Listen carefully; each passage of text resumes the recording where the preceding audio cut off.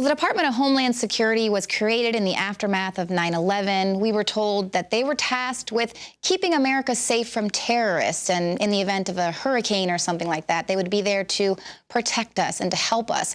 Well, nowadays, it seems that the DHS has actually turned into a heavily armed national police force that's actually terrorizing citizens. Here we have 6 vehicles full of DHS agents descending on private property in North Carolina. Why? They went there to seize a Land Rover that apparently didn't meet CO2 emission standards. Now, Jennifer and Bill Brinkley were satisfied. They made a $60,000 purchase of a Land Rover Defender on eBay, and they checked to make sure it complied with regulations, that it was a vehicle over 25 years or older, so it was exempt from these EPA rules. However, when the DHS agents turned up at the property, they compared the car's vehicle identification number to a list, and then they immediately seized the Land Rover, and the couple weren't even given a chance to debate the issue. So here we have the Department of Homeland Security. They're all geared up for a raid-type scenario. They descend on this couple's private property and seize their truck because the VIN numbers didn't match. Who knows how that happens on eBay? It can be kind of tricky to import a vehicle, but this couple thought that they were complying with EPA regulations, and they're like terrorists. They get their Land Rover seized. So not only do they have 30 days to contest this, but they have to, hopefully get their truck back, or else they're out of $60,000. Apparently, the Department of Homeland Security thinks that this is more important than protecting the porous borders and the fact that there are terrorists. Gang members can just roll right in through the southern border. And of course, we have the TSA allowing illegal aliens to board flights without even showing any identification. So who is protecting the homeland? That's not their job. It's clearly to terrorize Americans. But here is another ridiculous excuse to violate your rights.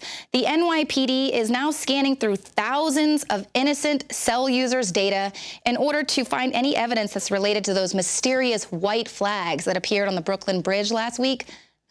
Yes, they are using a controversial technique known as the tower dump, and this allows officers to obtain all call, text, and data transmissions through cell towers during any specific time period. Now, this was confirmed by them.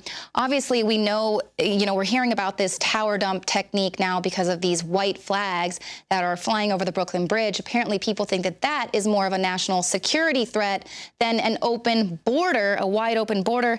But how many other states are employing this tower dump technique? We've already heard about the Stingray cell towers in Florida, but they have got to be, those type of techniques have got to be being employed in cities nationwide. And that's pretty much absurd, because here we have people sneaking up, raising the white flag of surrender, and apparently that is more of a national security threat than surrendering the borders of our country. Now, in some somewhat good news, we have the Albuquerque Police Department. They are considering scrapping the use of the MRAP armored vehicle. This was after a deluge of negative press attention and a lot of complaints. Citizens were going to the city council meetings that they were saying that this vehicle is a sign of America's slide into a militarized police state. Now, the APD, of course, is under intense scrutiny because their officers have been involved in the deaths of 27 people since 2010. That includes the shooting of that 38-year-old homeless man, James Boyd, who was executed, shot in the back when he was running away for the crime of camping illegally on a remote hill.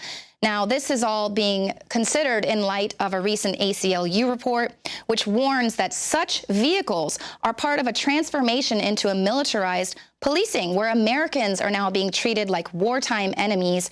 And of course, now the APD is debating whether it should go ahead and scrap getting this vehicle. But it's kind of like, yeah, right, they're going to give up all of that power and all the ability to impress that tyranny upon the people there of Albuquerque. Now, Peter Simonson, who is actually part of the New Mexico chapter of the ACLU, says this would be a really good sign. It would be welcome and a symbolic gesture that says they realize they are sort of descending down the wrong path, and maybe these vehicles aren't really necessary to police its citizens. And now, as this article points out, although they might go ahead and scrap getting this vehicle, they are still going to be acquiring those 350 assault rifles that they had been ordering. But that's, this is just to point out how important it is for people to push back against this prison that is being built around us before it is too late. Here, of course, the ACLU is catching on that this is becoming increasingly an over-militarized country. The DHS is supposed to be protecting the homeland, not policing the homeland. Now, here is a great article up on Infowars.com. It's breaking down this theater of the absurd, and that is the bureaucratic hell that is the American police state. Now, it goes over some of the recent headlines, like the working mother who was arrested for letting her 9-year-old play unsupervised at a playground. Then we have a teenager who was forced to have his genitals photographed by police. They actually issued a search warrant to medically induce an erection, so that they can compare photos that this 16-year-old sent to his teenage girlfriend. And then, of course, we have a 16-year-old who broke into a home and was sentenced to 23 years in prison for shooting a retired police dog. He didn't kill the police dog, he just shot the police dog, and he, a 16-year-old, is being sentenced to 23 years in prison. Meanwhile, police are constantly shooting the family pet with impunity. So here we're just seeing how absurd this is. But the question here is, who is to blame for this bureaucratic nightmare that's being delivered by way of the police state? Is it the White House? Is it Congress? Is it the mobster mindset of the DHS? You know, is it some nefarious, shadowy government? Or is it the sheepish masses who are mindlessly marching in lockstep to anything the government dictates?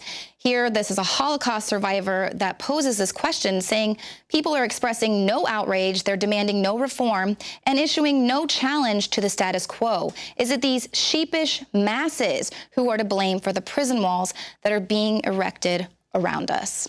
And while Americans are watching sheepishly as the president surrenders our nation's borders, illegal immigrants are rallying their troops. That's coming up next. City of Austin tap water versus filtered City of Austin tap water.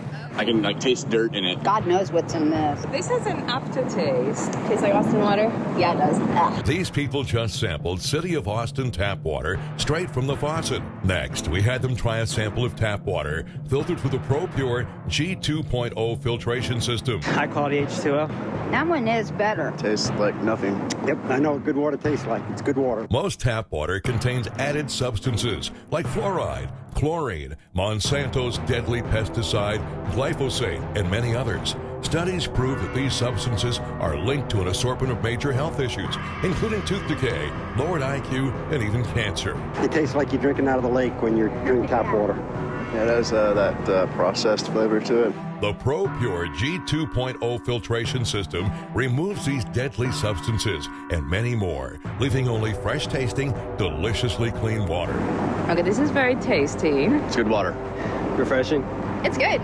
Go to InfoWarsStore.com today. Use promo code WATER and save 10% off your ProPure purchase. Again, that's InfoWarsStore.com or call 1-888-253-3139.